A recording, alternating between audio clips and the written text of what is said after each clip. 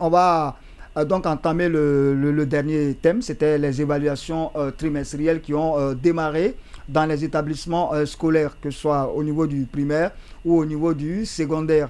Voilà, mais il y a un problème qui se pose en fait. Beaucoup d'élèves, des parents d'élèves se plaignent aujourd'hui de l'attitude de certains administrateurs. Parce que ces administrateurs, en début d'année, réclament des papiers RAM. Parce que c'est... Bon, ça, je trouve ça un peu logique. Ils demandent des papiers RAM pour le travail administratif. Et après, lorsque les évaluations sont annoncées, on demande encore des cahiers aux enfants qui seront utilisés comme copie. Donc ça pose problème. Non, mais ça semble être une arnaque. Disons organisée. Moi, personnellement, vous savez, ce genre de situation, qu'on le veut ou pas, dans ces conditions actuelles dont les enseignants se trouvent, seront obligés de trouver les voies et moyens pour se faire le minimum, pour vivre. Ou au moins pour survivre. Ah, monsieur Massaré, j'espère que vous n'êtes pas en train d'expliquer de justifier le racket. Ce que dit monsieur Massaré peut même se prouver juridiquement. Quand vous avez un citoyen qui est dans ce qu'on appelle l'état de nécessité, il n'y a pas infraction. L'état de nécessité absolue, il n'y a pas infraction. Il n'y a pas infraction. Allons-y, monsieur Massaré. Donc, c'est pourquoi il ne faut pas affamer les gens, à les pousser même à mettre en danger leur dignité. Poser des actes je vous dis, moi je suis dans une institution financière. Quand je vois, honnêtement parlant, quand je valide des dossiers de qui, par exemple, salaire d'un enseignant, ça me fait mal. Location à Conakry aujourd'hui, c'est 2 500 000 pour 2 chambres salon, et qu'un salarié, un enseignant est payé à ce montant-là.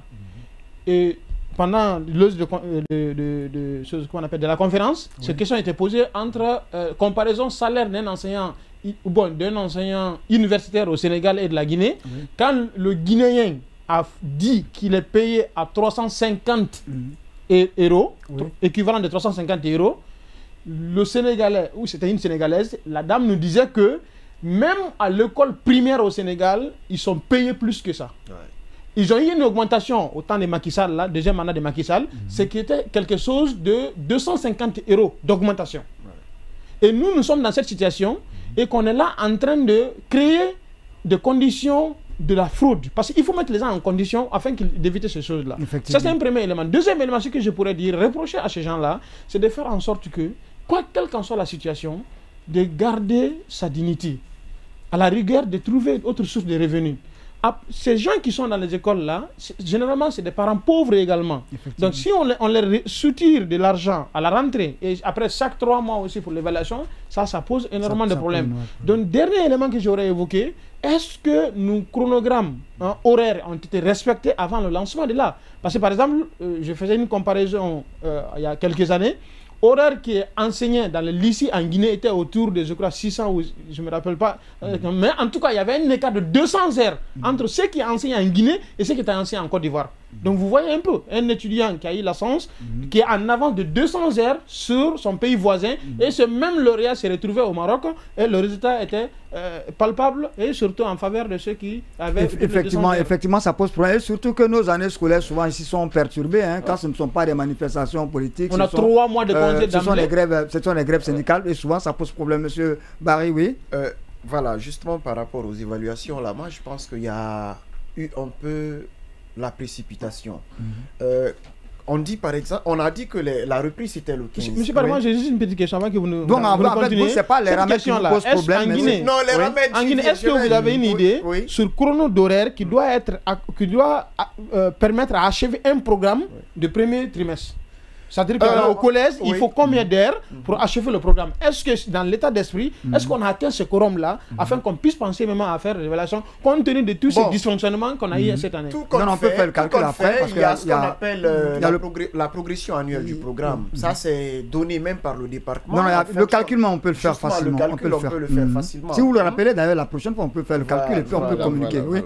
Donc, on a annoncé la reprise le 15 et on dit le 15, ce sont les évaluations.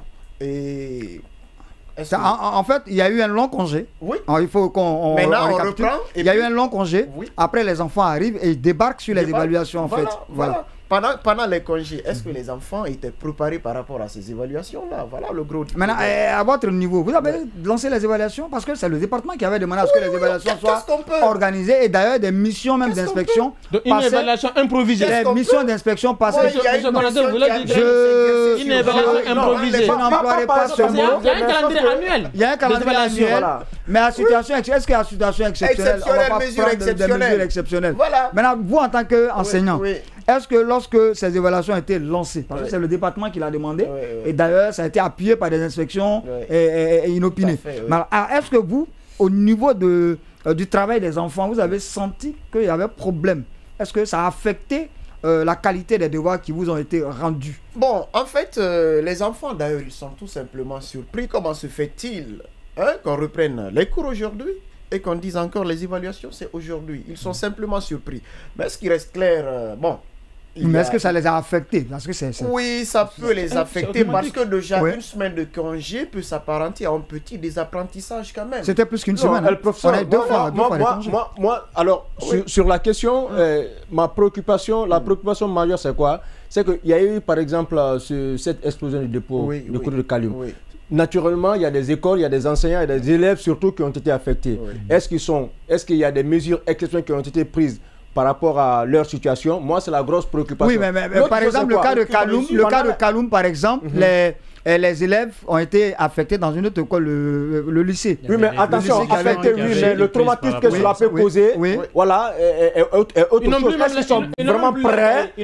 Voilà, certains pourraient perdre même les documents. Est-ce qu'ils sont vraiment prêts à aller à ces évaluations-là? Maintenant, après, lorsque vous avez, pour des raisons, pour des circonstances exceptionnelles comme celle de ce genre-là, et bien vous êtes retrouvé à la maison, il vous appartient de ne pas oublier quand même vos cahiers. C'est aussi le temps. Ça relèvera de la responsabilité des parents. Voilà, c'est aussi le temps, l'occasion pour qu'on sache quel parent est responsable ou non. Donc il n'est pas dit que c'est parce qu'on était en congé, on a repris les cours aujourd'hui qu'on doit être évalué aujourd'hui. Tous les jours. Mais une évaluation, monsieur Odilon, une évaluation se prépare. Tous les jours. On ne peut pas venir. Non. L'évaluation se prépare dès le premier cours. Non, monsieur Barry. Monsieur Barry. Il s'agit d'évaluation trimestrielle. Monsieur Barry, le guerrier, le combattant doit être toujours prêt à n'importe quelle heure. On peut vous réveiller pour aller avant de commencer votre cours, par exemple. Vous pouvez. Oui, mais parce que est-ce que les élèves, est-ce que les apprenants, par exemple, avant d'aller dans ces congés précipités, avaient été avertis en amont qu'ils auraient évaluation en ce moment-là? C'est des évaluations improvisées. Peut-être que c'est sans la langue de bois. Oui, mais l'élève doit être toujours prêt. Oui, mais combien d'élèves écoutent les communiqués à la télé quand même? C'est là le problème. Oui, allons-y. Honnêtement parlant, sans la langue de bois, c'est une évaluation improvisée. Sauf que si par exemple nous avons un programme annuel préétabli et que des situations exceptionnelles s'imposent, c'est que l'année ne pourra plus être respectée. Et si le problème, il faut des mesures d'accompagnement afin d'achever les programmes et de créer des conditions afin qu'on puisse atteindre. Nous parlons du cas de Kaloum. Les enfants qui n'ont plus leur cahier, qui ont subi un traumatisme. Dans les autres pays, il y a des psychologues qui devraient s'occuper de ces enfants. Effectivement, moi je me suis posé la question. Mais nous, ils sont jetés à jamais. Ils sont jetés comme ça. On vient de donner un carton de lait ou je ne sais pas, un carton de quoi. Et on pensait que c'est ce qui s'est fait. L'émotion est terminée. Je viens d'écrire quelque chose. Je dis, gouverner, c'est prévoir et prévenir avec les moyens nécessaires.